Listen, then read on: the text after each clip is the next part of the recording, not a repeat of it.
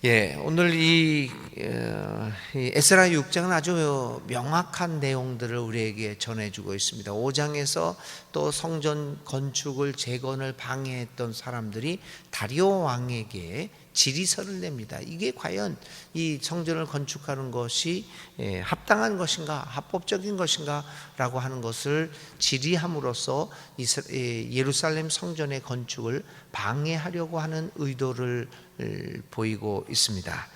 그런데 어느 누가 하나님의 역사를 가로막고 방해할 수가 있겠습니까? 그래서 어제 우리는 이 하나님의 역사의 흐름의 방향들을 제대로 깨닫고 알아보는 것이 얼마나 우리에게 중요한 것인가라고 하는 것들을 생각해 보았습니다. 그래서 부지간에 불식간에 우리가 알지 못하는 사이에 나도 모르게 하나님의 역사를 방해하는 방해꾼의 자리에 앉지 않도록 하는 것이 우리 일생에서 얼마나 중요한 것인가라고 하는 것을 보게 되었습니다. 그래서 사실 오늘 우리 믿음의 사람들이 이 인간의 역사, 인류의 역사의 방향이 어디로 흐르고 있는가, 어떤 것이 하나님의 의사에 하나님의 뜻에 맞춰서 이렇게 이루어지는가라고 하는 것을 깨닫는 것이 굉장히 중요합니다. 그게 하나님의 이름으로 우리는 잘못하면 오히려 하나님의 역사를 가로막는 일들을 얼마나 많이 했습니까? 그것이 오늘 한국 기독교도 이렇게 보고 세계 기독교의 역사도 보면 얼마나 하나님의 이름으로 오히려 하나님의 역사를 가로막는 일들을 많이 했는가를 우리는 보게 됩니다. 세계 기독교의 사를 보더라도요, 십자군의 전쟁 같은 것, 그리고 스페인 이 교회에서 있었던 이 종교 재판이라든지 얼마나 많은 것들이 면죄부 판매라든지 이러한 것들이 얼마나 하나님의 이름으로 오히려 하나님의 역사를 가로막는 방해꾼의 역할을 감당했는가. 그러니 우리가 깨어 기도하는 것이 얼마나 중요한 것인가를 다시 한번 보게 됩니다. 자기는 몰랐지만, 자기는 그것이 하나님의 이름으로 하니 하나님의 일을 한다고 했지만, 역사는 그것은 하나님의 역사를 거스르는 이러한 사람들의 어리석은 행동이었다, 이렇게 보고 있는 것입니다. 오늘 우리 한국의 역사 속에서도 우리 한국의 여러 목사님들이나 교회 지도자들이 하나님의 이름으로 전두환을 찬양하고 하나님이 내려주신 우리 대한민국을 위한 메시아다, 그 당시에 여러분들 기록들을 살펴보면요, 특별히 조찬 기도에 참석했던 분들의 설교를 읽어보면 여러분 정말 기가 찹니다. 그렇게 수많은 백성들을 억압하고 죽인 사람들을 하나님의 이름으로 우리 민족을 구원하게 내려준 메시아라, 하나님이 선택해서 주셨다, 이렇게 하고 그들을 지지했던 경우들도 많습니다. 오늘에도 전모 목사가 하는 이야기들을 보십시오. 그게 다 하나님의 이름으로 합니다. 예수님의 이름으로 합니다. 왜 그런 일들을 할까요? 하나님의 역사는 다른 방향으로 흐르고 있는데 그 역사를 방해하는 것이죠. 근데 그거 왜 그렇습니까? 깨어있지 못하기 때문입니다. 하나님의 역사의 섭리의 방법들을 제대로 꿰뚫어 보는 능력이 없기에 그저 믿는다라고 하는 그 미사여구의 한마디에 자기를 함몰시키고 이걸 깨어있지 못하기 때문에 그런 어리석은 일들을 하게 되는 것입니다. 그래서 오늘 에스라 5장에서 그런 사람들이 또 일어나서 다리오 왕에게 질의서를 보내 이 성전 건축을 방해하려고 합니다. 자, 이 6장에서는 그래서 이러한 방해꾼 세력들이 얼마나 하나님의 뜻을 거슬리고 있는 것인가라고 하는 것들이 이 에스라 6장에서는 명백하게 드러납니다. 자, 유대 총독 그 유브라데 강 건너편의 땅을 지배하고 있는 이 총독으로부터 질의서를 받은 다리오 왕은 즉시로 옛 바벨론에서 귀중한 옛 문서들을 보관해 놓고 있던 창고들을 조사하게 합니다. 그리고 다시 이 문서들을 읽게 만들었습니다. 근데 메대에 있는 앙메다 궁이라고 하는 어떤 잊혀진 장소에서 이 다리오 왕은 한 두루마리를 발견하게 됩니다. 이 두루마리를 발견해서 읽어보니까 거기에 놀라운 역사적 사실들이 기록되어 있었던 것입니다. 여러분, 그러니까 이게 생각나는 게 에스더서에서도 똑같은 일이 발생을 하지 않습니까? 하만이 이스라엘 사람들을, 유다 사람들을 다 죽이려고 하나님의 역사를 방해하려고 했을 때 그 왕이, 아하수에로 왕이 어느 날 밤잠을 자지 못하다가 우연히 한 역사책을 읽게 됩니다. 그 역사책에서 그 모르드게라고 하는 한 사람이 왕을 살해하려고 하는 음모를 발견해서 그것을 적발하여 왕의 목숨을 구했던 그 사실을 우연히 읽게 됩니다. 그래서 역사가 그 방해하던 세력들이 졸지에 멸망하게 되죠. 이러한 역사들이 에스라에서도 똑같이 이렇게 에스라서에도 기록됩니다. 만일 다리오 왕이 이 방해꾼들의 질의서를 받지 않았다고 하면 이 옛 문서를 읽어볼 일이 없었을 것입니다. 그리고 만일 다리오 왕이 이 옛 문서를 읽어보지 않았다면 유다 땅에서 일어나고 있는 예루살렘 성전에 관한 이야기는 늘 토론에 항상 말썽이 되는 그러한 일들이 계속되어졌을 것입니다. 그런데 오히려 방해꾼의 방해로 말미암아 이 예루살렘 성전의 건축의 합법성이 명백하게 밝혀지는 이러한 아이러니한 역사의 모습들이 보이게 됩니다. 그러니 우리가 하나님의 역사를 방해하는 것이, 방해하는 자리에 서게 된다는 것을 얼마나 주의해야 되느냐라고 하는 것을 깨닫게 됩니다. 방해하려고 했던 그 방해 사건으로 오히려 하나님의 역사는 더욱더 굳건해졌습니다. 그리고 이 다리오 왕은 이 옛 문서에서 바로 고레스 왕이 예루살렘 성전 건축을 직접 명령했다는 것을 확인할 수 있었습니다. 유다 백성들의 말이 옳았습니다. 이 예루살렘 성전 건축은 지극히 합법적인 것이었고 왕궁의, 페르시아 왕궁의 허가를 얻어서 이루어졌던 그런 적법한 일이었습니다. 그래서 다리오 왕은 6절부터 12절에 이런 사실을 깨닫고 이 예루살렘 성전에 대한 것의 합법성을 완전히 못 박는 이 조서를 내리게 됩니다. 더 이상 해방꾼들이 아무것도 할 수 없도록 다리오 왕은 이렇게 유브라데 강 건너편의 총독에게 다시 한번 명령을 내립니다. 첫 번째는 모든 관리들은 이 이스라엘 사람들의 예루살렘 성전의 건축을 하는 것에 건축 공사 지역에조차 접근하지 마라. 아예 상관하지 마라. 아예 건드릴 생각을 마라. 그러니까 공사 장소에까지도 거기에 가까이 가지 말아서 이리저리 참견하지 못하게 만들어 버립니다. 두 번째는 그 다리오 왕의 오늘 6절부터 12절이에요. 두 번째 이 조서의 두 번째 내용은 성전 짓는 일을 막지 말고 자기들의 성전을 옛터에 짓도록 그대로 둬라. 건드리지 마라. 아예 상관하지 말라. 이게 못 박습니다. 그것뿐만 아닙니다. 성전을 짓는 유다의 장로들을 도울 뿐만 아니라 이 공사에 드는 비용은 국고에서 내라. 이렇게 명령을 냅니다. 방해하려고 했던 사람들이 오히려 뒤집어 이 대박을 맞게 되는 그러한 일이 나게 됩니다. 이 유브라데 강 서쪽 지방에서 거둔 세금에서 공사를 내라. 유브라데 강 건너편의 총독이 이 문제를 잡고 늘어지지 않았습니까? 이거 못하게 해달라.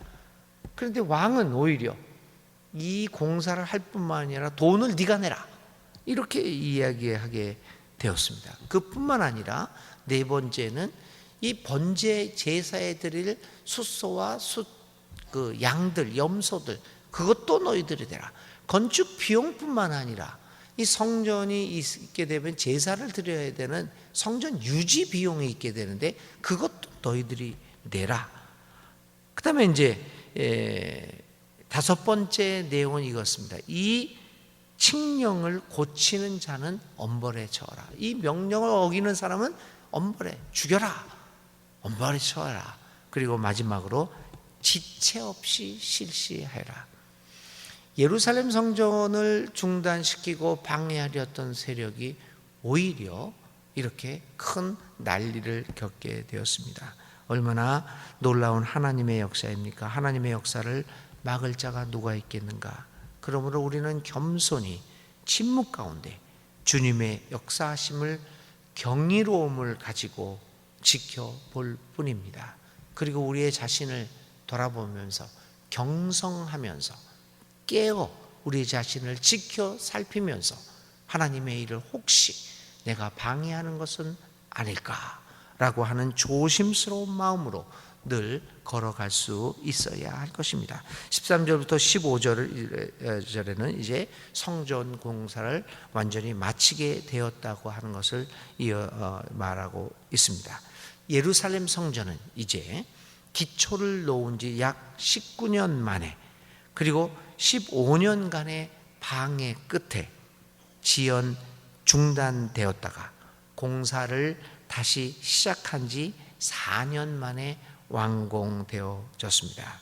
그러니까 처음에 기초를 넣은 후에 거의 30년 이상이 걸려서 이제 성전이 건축하게 되었습니다. 그래서 16절 이하부터 22절까지 이제 이스라엘 백성들은 이 성전을 봉헌하며 봉헌식을 거행을 하게 되었습니다.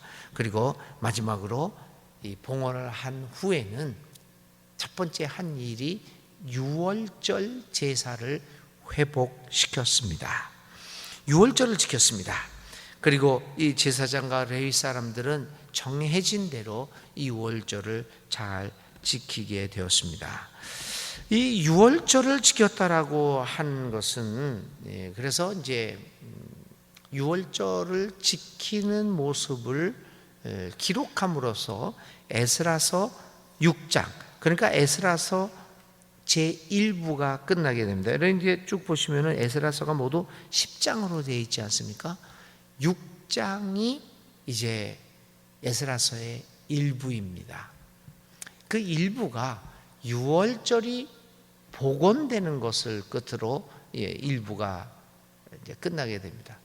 그럼 이제 1절부터 6장까지 읽으면서 이 기록의 성경의 이름이 뭐지요? 에스라죠. 근데 에스라는 등장하지 않습니다.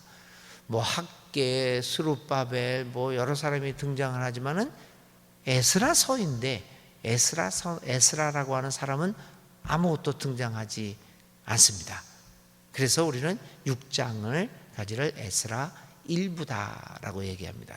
2부, 그러니까 7장에 이제 내일 읽을 7장에 에스라라고 하는 사람이 등장하게 됩니다. 그래서 이제 에스라 1부가 이제 오늘 끝나게 되는데 유월절로 끝납니다. 유월절은 무엇이었습니까?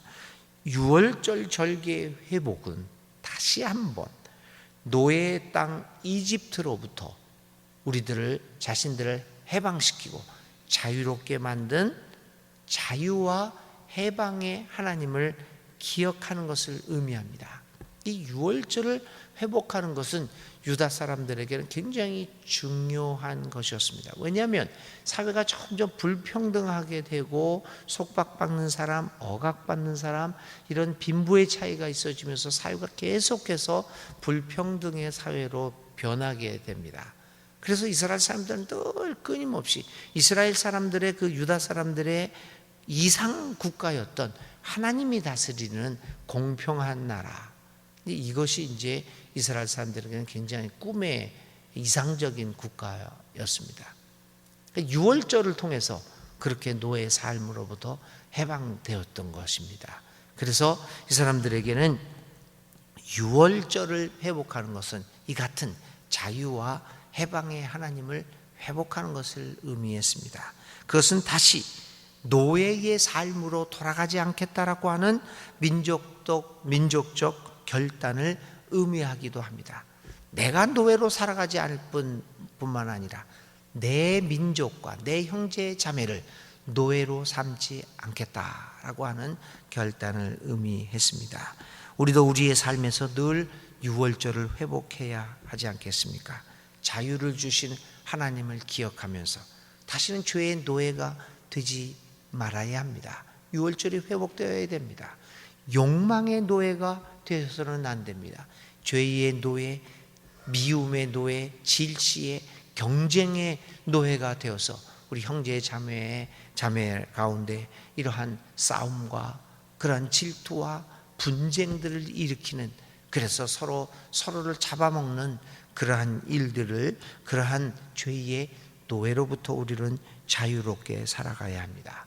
왜냐하면 우리가 믿는 하나님은 우리에게 자유와 그러한 모든 죄로부터, 그러한 욕망으로부터, 그러한 미움으로부터 우리를 해방시키는 하나님, 유월절의 하나님이기 때문입니다. 그러므로 우리의 삶에서 이스라엘 사람들이 유월절을 회복했던 것처럼 우리도 유월절을 회복하여 모든 죄와 욕망으로부터 해방된 자유인으로, 그리고 하나님의 자녀로서의 우리의 삶을 살아가야 할 것입니다. 이제 유다 백성들은 예루살렘 성전의 재건을 마치고 봉헌을 하고 유월절 절기를 회복함으로써 에스라서 일부를 마치게 되었습니다. 이제 7장부터 에스라의 등장과 더불어 새로운 역사가 열어지게 될 것입니다. 오늘 우리들도 우리의 삶의 성전을 다시 수축하고 그것을 하나님의 앞에 바치고 우리의 삶에서 유월절을 회복하는 우리 순천중앙교회 교우들이 될 수 있기를 간절히 기도드립니다. 자, 오늘 이 말씀을 생각하면서 우리가 기억해야 할 단어들은 하나님의 역사 섭리와 유월절의 회복입니다. 함께 오늘의 기도 드리겠습니다. 하나님, 오랜 시간의 기다림 끝에 이스라엘 백성들은 드디어 성전을 완공하기에 이릅니다. 이 모든 것이 하나님의 은혜입니다. 주님, 오늘 우리의 삶에서도 하나님의 은혜로 지금까지 살아오고 있음을 고백하면서 우리의 삶의 성전이 완공되게 하여 주시는 것도 하나님의 은혜인 줄 알고 주님께 감사와 찬양을 돌립니다. 하나님이 어떻게 역사를 섭리하는가를 두 눈으로 또 우리가 통찰력 있게 바라보면서 확신하면서 오늘의 삶이 힘들고 절망적이라고 할지라도 희망의 끈을 놓지 않고 늘 주님 안에서 용감하게 하나님의 역사에 함께하며 살아가도록 도와주옵소서. 주님, 우리의 삶에서 유월절의 정신을 잃지 않도록 하소서. 하나님이 자유롭게 해방시켜 주신 우리의 삶을 다시는 죄와 욕망의 노예로 살아가지 않도록 노력하게 하여 주옵소서. 예수님의 이름으로 기도를 드립니다. 아멘. 네, 오늘의 실천입니다. 하나님의 은혜를 생각하면서 오늘 나에게 유월절의 정신을 회복하지 못하고 아직도 노예의 삶을 살아가고 있는 부분이 있는가를 생각해 봅시다. 욕망, 미움, 질투, 시기, 나를 이렇게 노예로 만들어가는 부분이 있는가를 생각해보고 그런 것이 있다면 우리를 자유롭게 하시는 하나님께 힘과 용기를 달라고 기도함으로써 우리의 삶에 다시 유월절 절기가 회복되도록 하는 실천을 하는 오늘 하루가 되시기를 바랍니다. 주님 가르쳐 주신 기도 드리겠습니다. 하늘에 계신 우리 아버지 이름을 거룩하게 하시며 아버지의 나라가 오게 하시며 아버지의 뜻이 하늘에서와 같이 이 땅에서도 이루어지게 하소서. 오늘 우리에게 일용할 양식을 주시고 우리가 우리에게 잘못한 사람을 용서하여 준 것 같이 우리 죄를 용서하여 주시고 우리를 시험에 빠지지 않게 하시고 악에서 구하소서. 나라와 권능과 영광이 영원히 아버지의 것입니다. 아멘. 오늘도 하나님 앞에 간절히 기도드릴 때 주께서 우리의 기도에 귀를 기울여 주십니다.